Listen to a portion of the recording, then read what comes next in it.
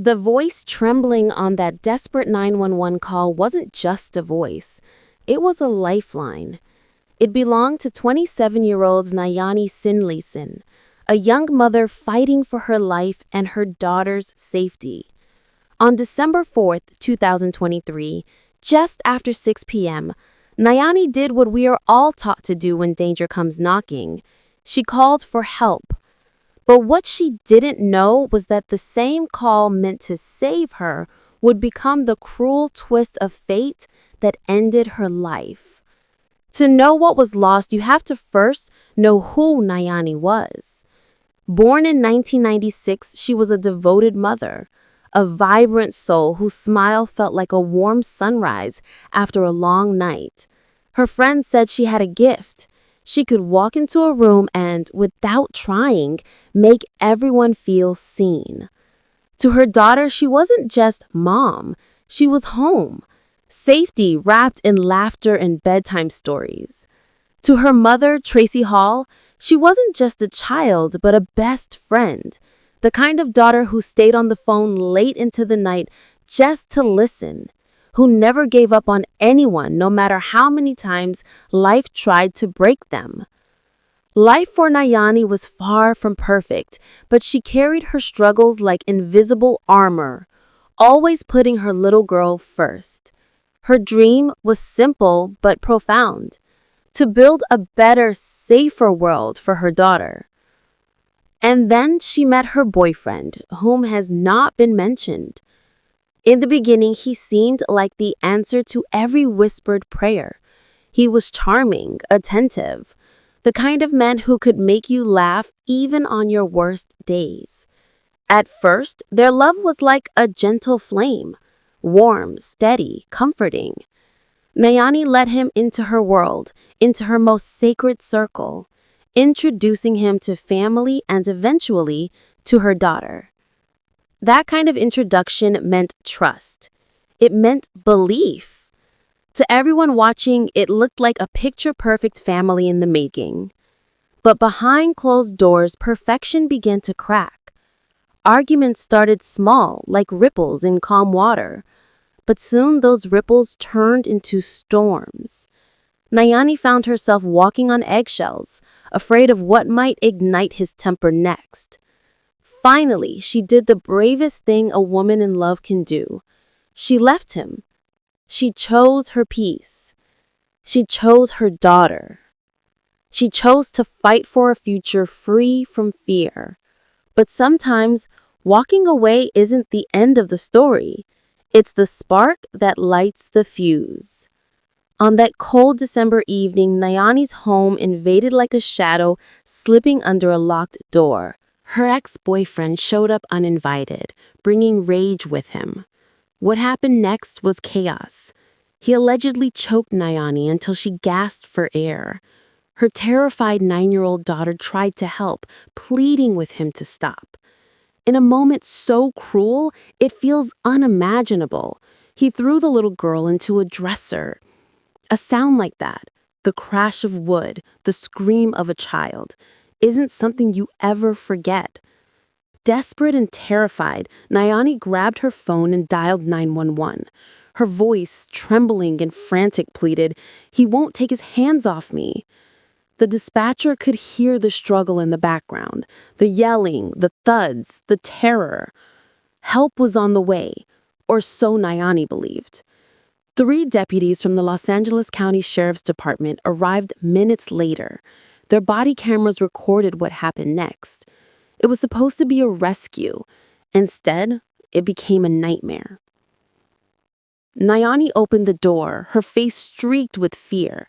In her hand, she clutched a kitchen knife, not as a threat, but as a shield, the last fragile barrier between her and the man who had just attacked her. Her words were desperate, her voice shaking as she shouted, "I'm going to protect myself." The deputies told her to come outside. But how could she leave her daughter behind with the man who just tried to destroy them? Seconds later, the deputies followed her into the apartment, weapons already drawn.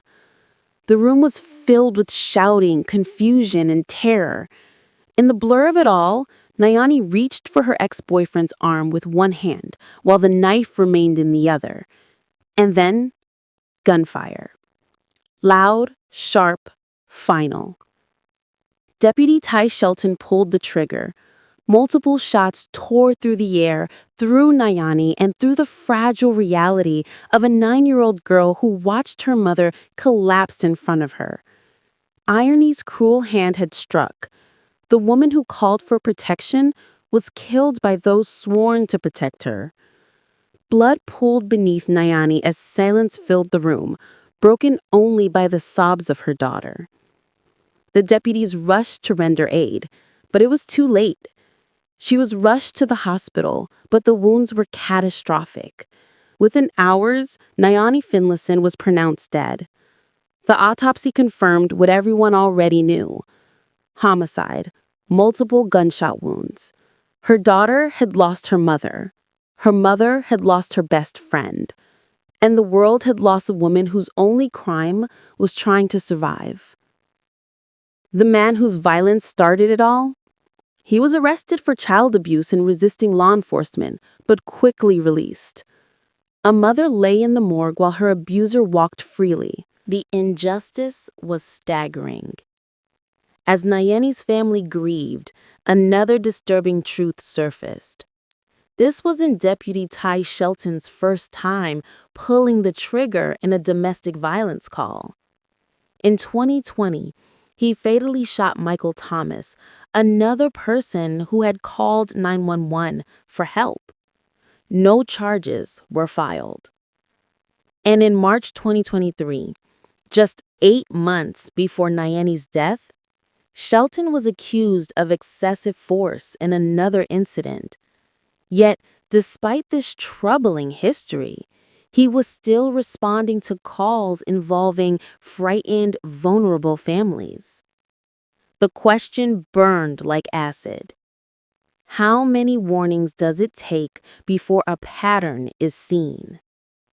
For Niani's mother, Tracy, the pain is endless. Every day, she must comfort a little girl who wakes up screaming, reliving the night she saw her mother die. No therapy, no words, no justice can erase that memory. The family has filed a $30 million lawsuit, but it's about more than money. It's about accountability. It's about making sure no other woman dies begging for help. Vigils were held. Protests filled the streets. Social media lit up with the hashtag Justice for Niani, a digital chorus demanding answers. At her funeral, soft tears mixed with hard truths. Everyone asked the same question: why was she shot? Niani's story is soaked in bitter irony. She did everything right. She left her abuser.